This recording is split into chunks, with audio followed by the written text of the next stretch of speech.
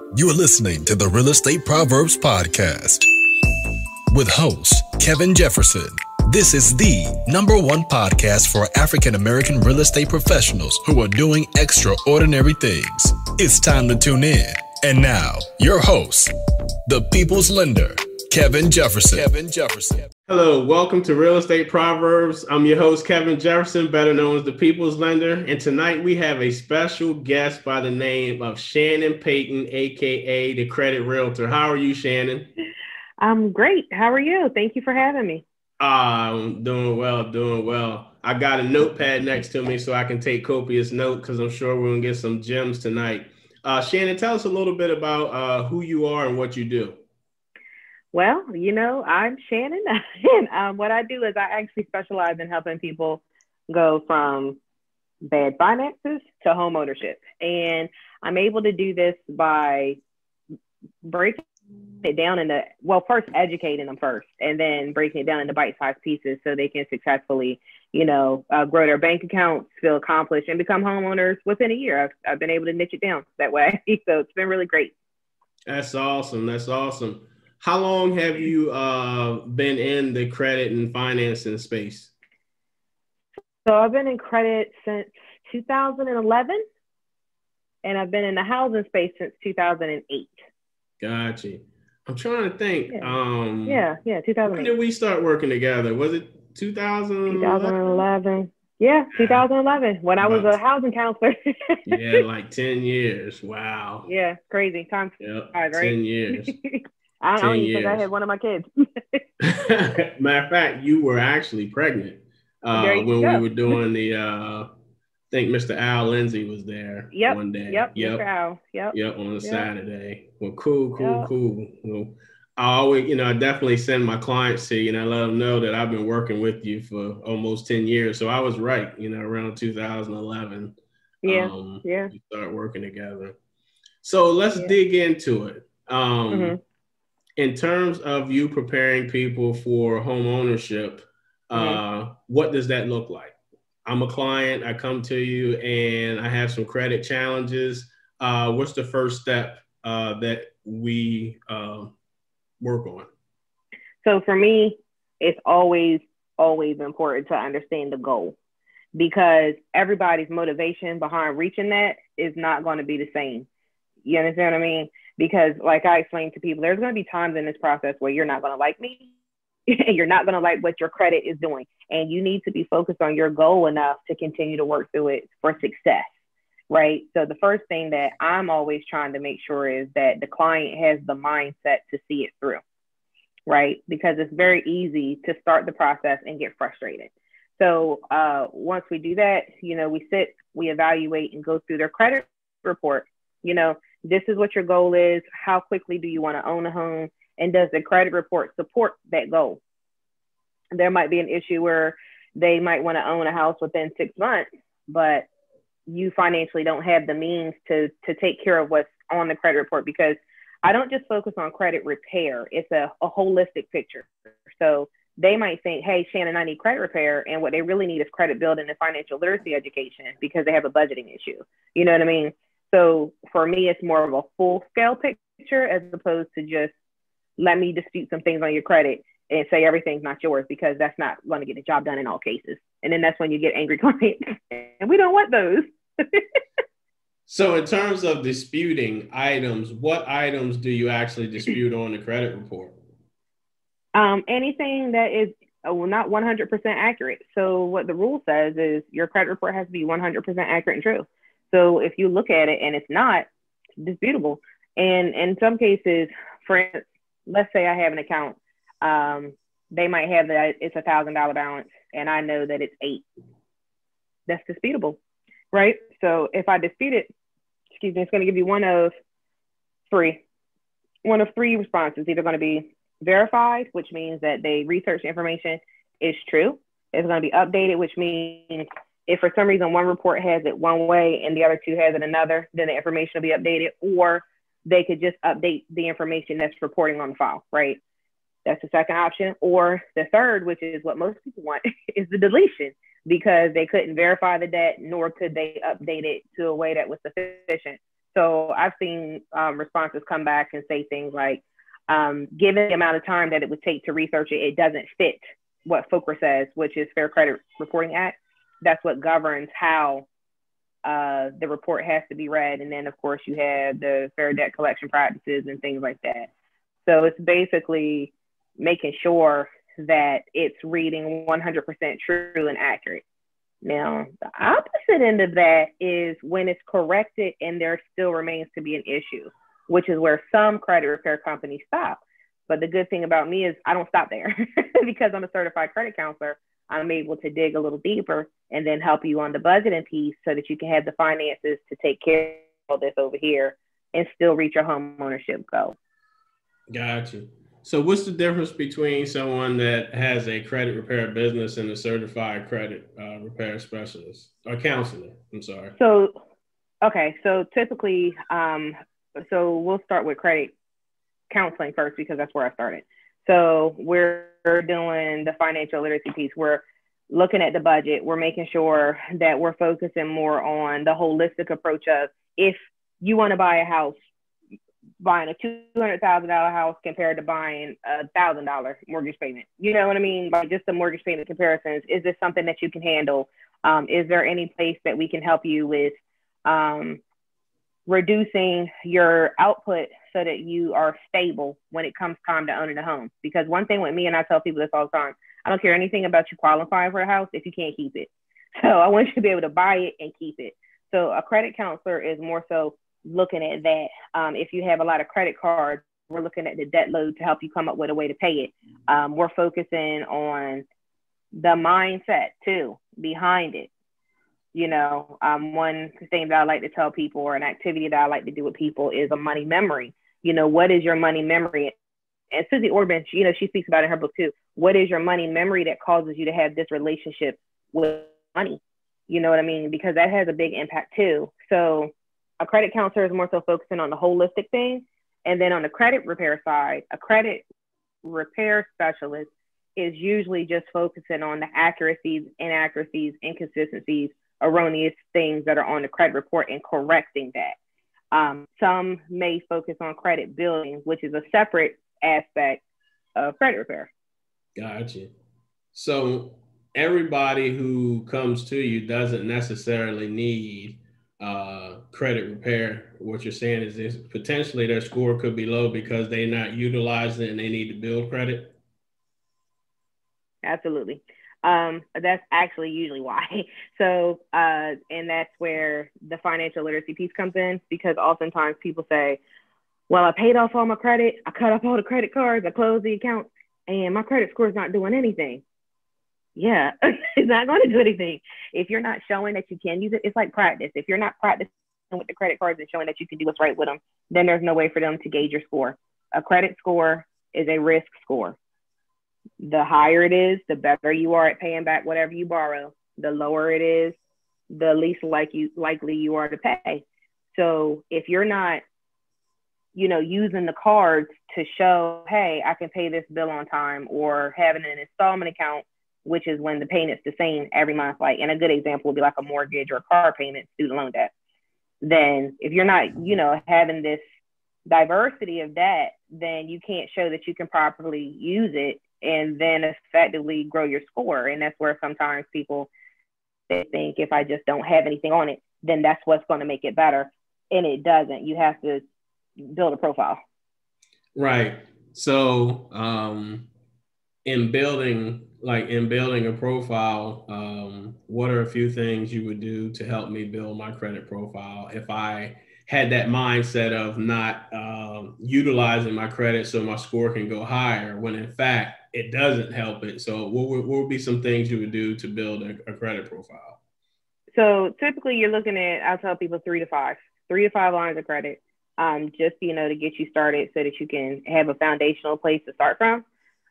Most times when people are trying, like if they have under 500, then, because some people do, I mean, I've seen people with a 300 credit score. You have to start from 0, which means that you might have to utilize a secured line of credit, which oftentimes is available through like credit unions or a secured credit card, which is similar to a secured line of credit, but you actually, well, let me take that statement back. You have secure credit, which is where you have to put money down. You have unsecured credit, which is where you don't. And then you can do like charge cards. You might be able to do like, you know, different store accounts and things to get you started. And then once you pay to play and you get your score to a decent place, then you can upgrade to more of the traditional things that you might see. Oftentimes when people have poor credit, they get hit over with car loans. You know, they're getting beat over the head with the interest rate. And they think, oh, well, I'm going to get the car and then I'll work on my credit and then I'll just refinance it. And then what'll happen in some instances is they can't because the age of the car or whatever it might be. So I'll tell people, start with a secured line of credit, whether it's a line of credit or a credit card. A secured loan would be something like Self-Lender, Credit Strong, where you would just basically pay a payment and they report it as a positive payment and that helps build your score. Or you can do a secured credit card where you put down the amount of the deposit that you put down is the credit limit for that card. So you're securing your line of credit. So you're taking away that risk that you're going to default on paying, right? Right. You know, you do maybe 2 of those and maybe a charge card, which would, you know, a card that you can only use at the store, like Old Navy, you know, Victoria's Secret. I know Old Navy is great for asking, you know, do you want to get a charge card? 20% off, you know, and so that might be a good place to start. And the difference too, even when you're dealing with those kinds of cards, you know, when you're dealing with revolving debt, which is, it can change from month to month. A regular like credit card, once it's okay if you revolve some debt, but that's where they get that 30% utilization to keep it low. But with a charge card, they want you to pay the balance off every month. That's how you maximize the score there. So each account kind of has a different way of how you grow and maximize your score. So just as a base, 5 lines of credit. If you can't get approved for a regular card, get some secure lines of credit. And then once you kind of graduate from there, then you can get like a regular card. And in some instances with secured credit cards, once you use it, like Capital One, if you get their secured card, once you use it for 6 months and you pay it on time, they'll graduate you to an unsecured card. So they'll up the balance or the credit limit for you so that naturally you just progress on. Wow. Yeah. So, sorry. No, you're fine. So you said that you have niched down to home ownership. Why specifically home ownership? Well, because we were technically homeless. And I say technically homeless because we didn't have a place to call our own. We lived in shared housing for like almost a year.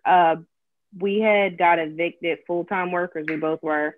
I got evicted when I was like the week before I went into labor. I came home knowing we had to pack up a house to move with our family. And I never wanted anybody to feel that way. You know what I mean? And in that time, it was like, man, it wasn't like family couldn't help us. We just knew that, you know, how you have those moments where you know it's time to grow up. Like, I can't just call.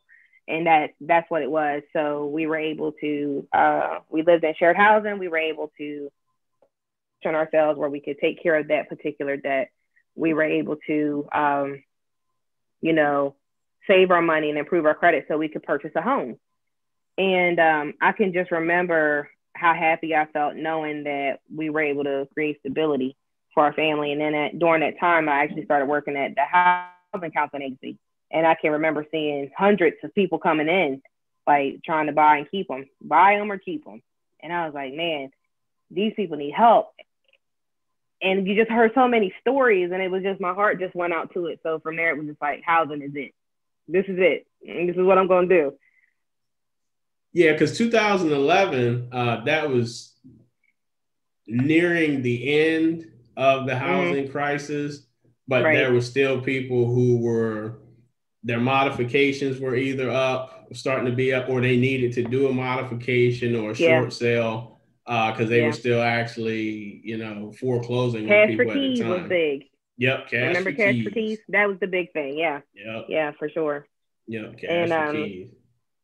Just so many people, you know what I mean? Just so many people. And I just knew it was something that was in me to do. So I did that for a while. And then with the last kid, the one that we met while I was pregnant with, after I had him, I had an opportunity to get a job that paid me like 2.5 times more my income. So without a shadow of a doubt, I hopped on that quickly. Okay.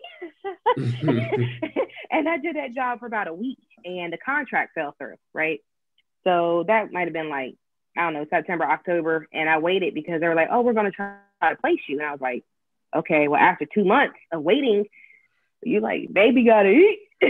You know what I mean? The baby got to eat. He's got diapers.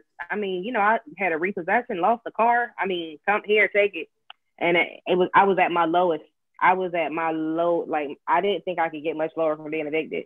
No, we was hitting another low point. Because I was like, we can't lose this house. we can't lose this house. They can pay the keys. Can't lose that house. Okay.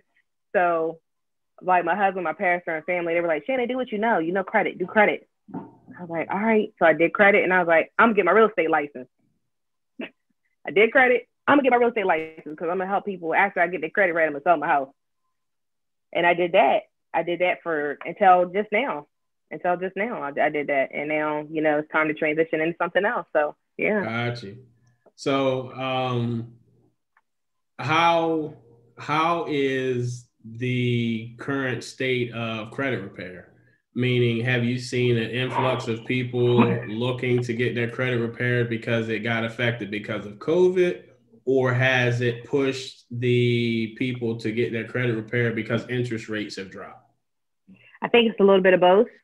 From the perspective of the consumer, you know, people are always going to want to get their credit repaired, no matter what. Like, even when they say they have a decent score, I have a 700 credit score, they'll say, and they're like, and I still need you to repair it. Like, this isn't a credit repair issue. This is a financial literacy issue. Financial literacy issue. Yeah, because it's not the score that's the problem. It's the other pieces. Like, if you have a credit report and it's loaded with a bunch of AU accounts, the lenders are getting hip to the game. You know what I mean? So it's not going to have the same effect of you building it out yourself and, you know, making sure that you're doing what it is. Sometimes it's just an issue of time. So yes, we do see more people who are trying to get their credit together for interest rates. We see people who are still trying to get credit together because of COVID. And they're like, I got to start a business, or I need to do this and I need to get things going. So you see it there. But on the opposite end, on the B2B side, and not meaning business credit, but like the bureaus and things of that nature, they are like being bum rushed by, you know, disputes. I think the number was like 3 times the normal amount of disputes, which is why it's taking so long. And then you have also the bureaus they're trying to become credit repair companies themselves, which to me is a humongous conflict of interest.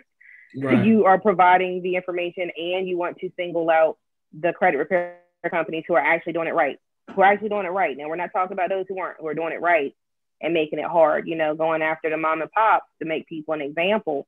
And that's unfortunate because you have actual people who are out here doing great work, and then we can't because, yeah. So it's just, you know, working it from both sides. It's like, keep doing what you know to do, but it's a lot going on in the credit repair space right now. Gotcha. So I always want to, I know what I think, but I always want to ask credit repair specialists this question: credit repair or bankruptcy? Credit repair first, give it a try. But you know, if you have a home, it depends. Like, remember I said the goal? If you already have a home, you already have a car, you don't really have anything that you're trying to do in the next couple of years, go for it. If that's what you feel like you want to do. I'm not here to, you know, you have to do what's best for you. But if you have a desire to own a home and you want to own it in a year, if you don't have a lot of money saved, and what's it, 30%, then you don't need to do a bankruptcy. It's just the goal. You know what I mean? If the goal is to buy, if the end goal is to buy a house in 2 years, then the bankruptcy might not be so bad. And that's just me being honest. But some people might not pass the means test. And guess what? You're still going to have to come for credit repair. Right. It just is what it is. Like, if you can go to the bankruptcy and you still might come back for credit repair because the bankruptcy is not reporting right. And you still messed your credit up as soon as you got out of the bankruptcy because you can get a credit card the next day and you're still going to mess it up because nothing's changed with your mindset. Right. I see a lot of people do bankruptcy to get rid of debt is most of the time it's cars. Driving in your mortgage.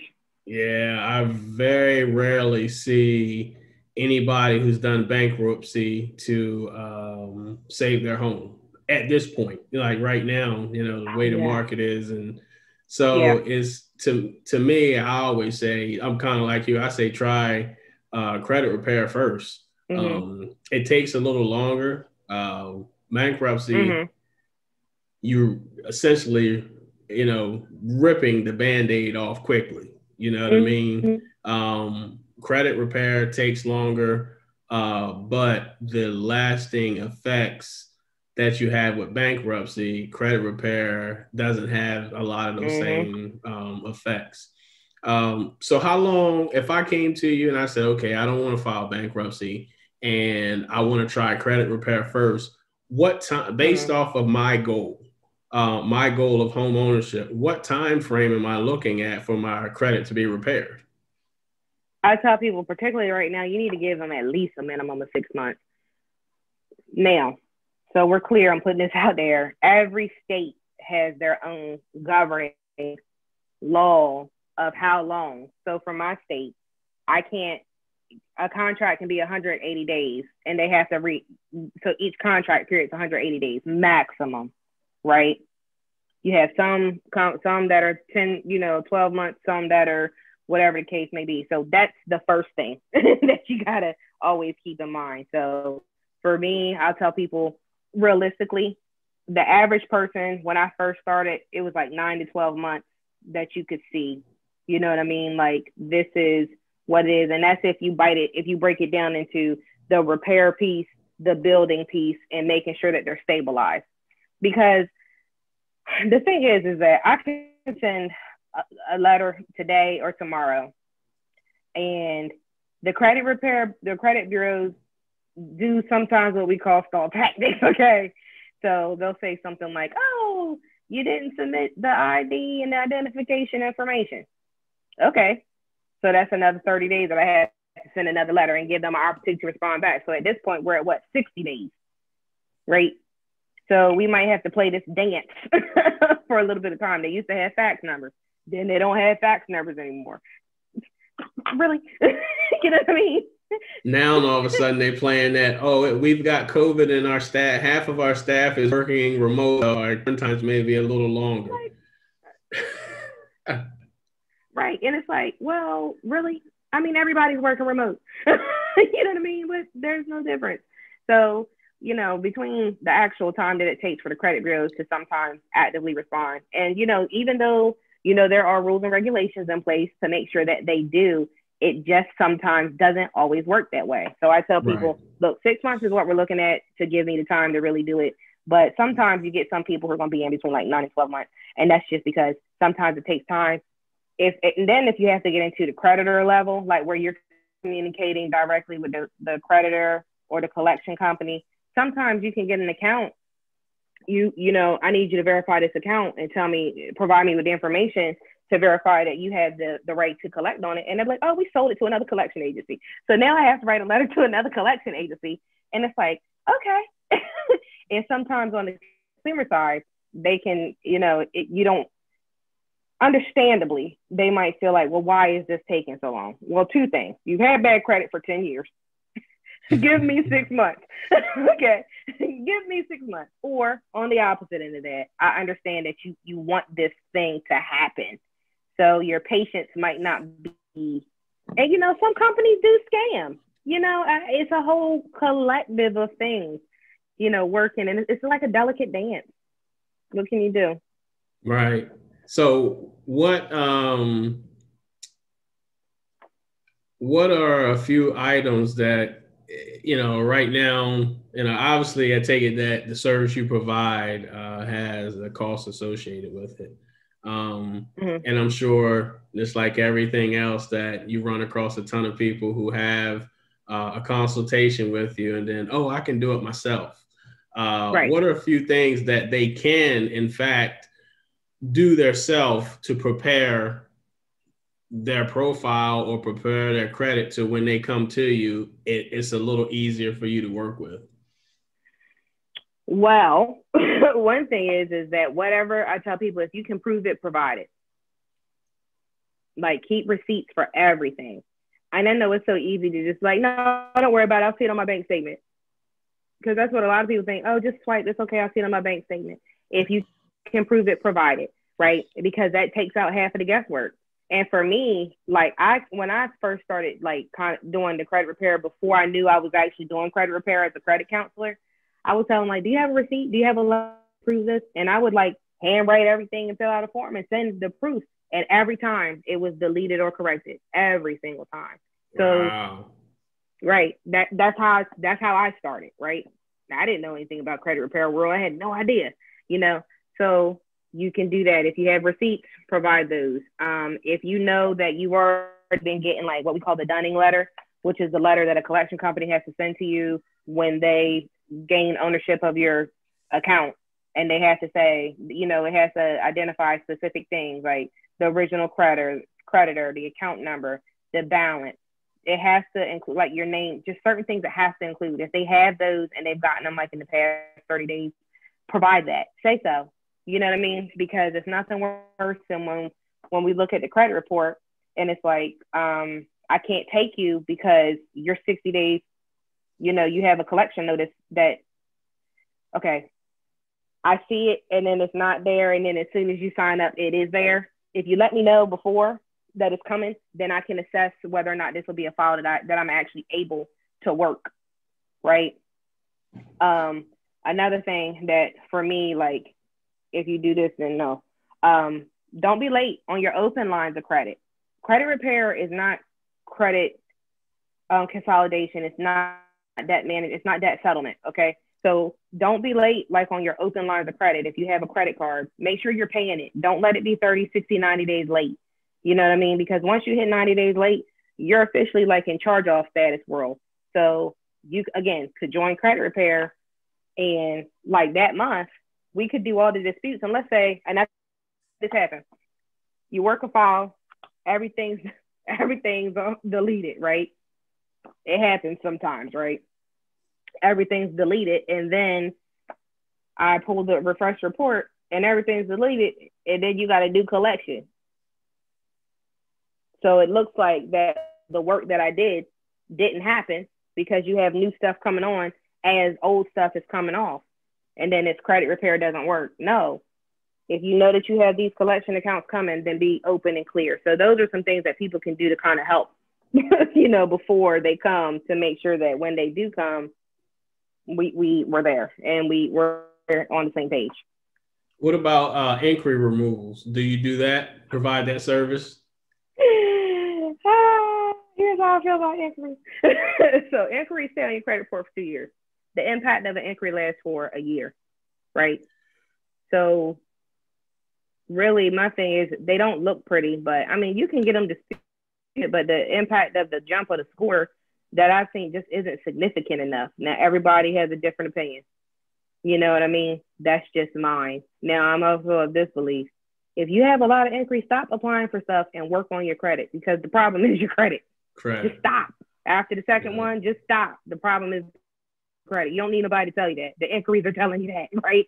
So That's my personal feeling on it.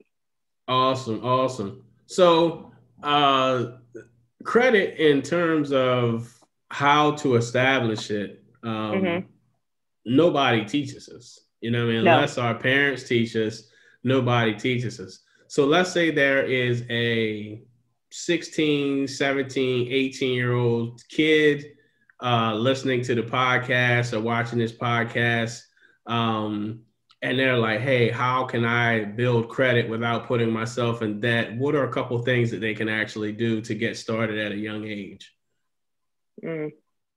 Without like hurting themselves in debt. Well, the first thing they can do is just get like a small limit credit card, or if they have a parent with good credit, which unfortunately usually isn't the case. Like if your parent's not discussing financial literacy and credit cards with you, they probably have poor credit.